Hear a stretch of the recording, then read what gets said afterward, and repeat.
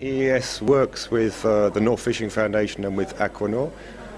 Why do we do that? We've been actually doing that for some years now, maybe 15 years. And one of the reasons was that AquaNor wanted to internationalize at the beginning its event, and EES provided a European conference that would go before it. In the meantime, AquaNor's developed, our conferences have as well, and that's why we haven't been with every AquaNor, but now we're coming a little bit less frequently.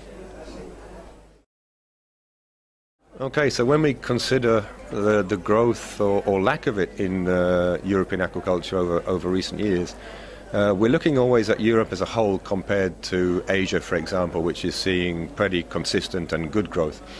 But then when we break down Europe in terms of species, it's so diverse in the number of species that we produce. People talk about 35 different species in Europe.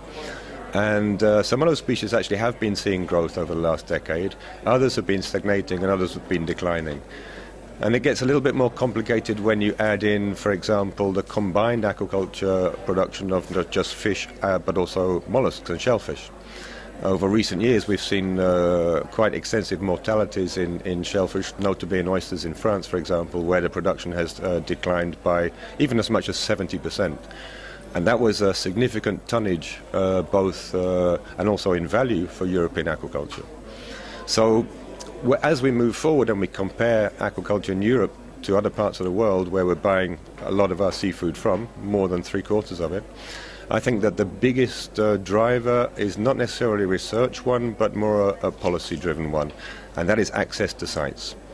We talk about the fact that it takes a long time, an unknown amount of time, and having to go to 3-4 different agencies to develop a license application with a cost of up to €100,000. And for an investor, going through that amount of time, that amount of difficulty, and that amount of cost, and not actually knowing if you're going to be able to start up a business, is not a hugely attractive offer. Aquaculture is also seen as the kind of last person on the block when we talk about coastal users. It doesn't necessarily apply inland, but it definitely is a factor for coastal aquaculture.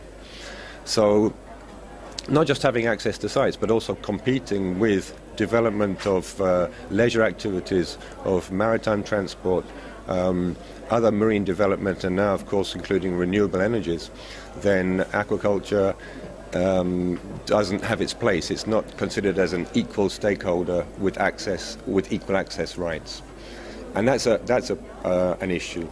But it's an issue that's actually been improved over the last few years. A lot of countries around Europe are going through a process by which they are looking at spatial planning and identifying areas for aquaculture production. That's very positive as long as it's combined with the political will in any one country and also at a European level to make the legislative environment, for example, much more friendly towards investment and to develop aquaculture as a priority with regard to the food, the market, food security, and the reduction on reliance on imported seafood products. European research has dramatically helped the aquaculture sector to develop, especially in the marine sector.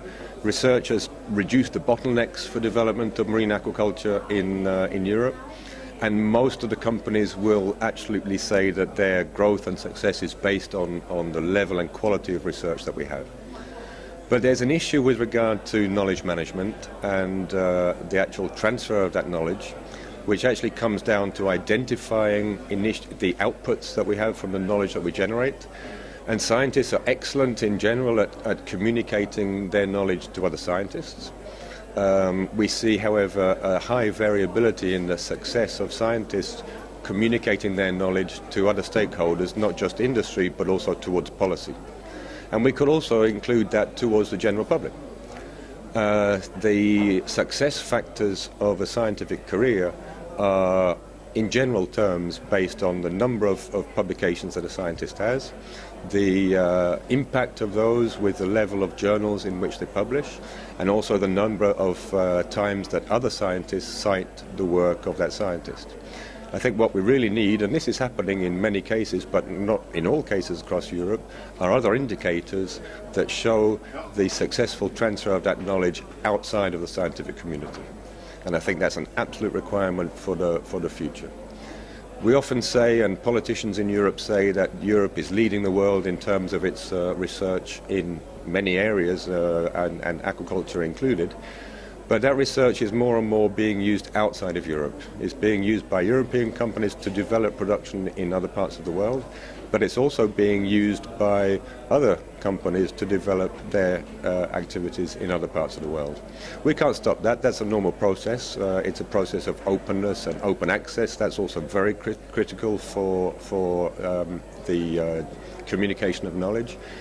But if we can't align our research power, if you like, our research capabilities, our research excellence towards supporting the development of aquaculture with the political constraints that we have, then it's those two factors that are going to help European aquaculture develop.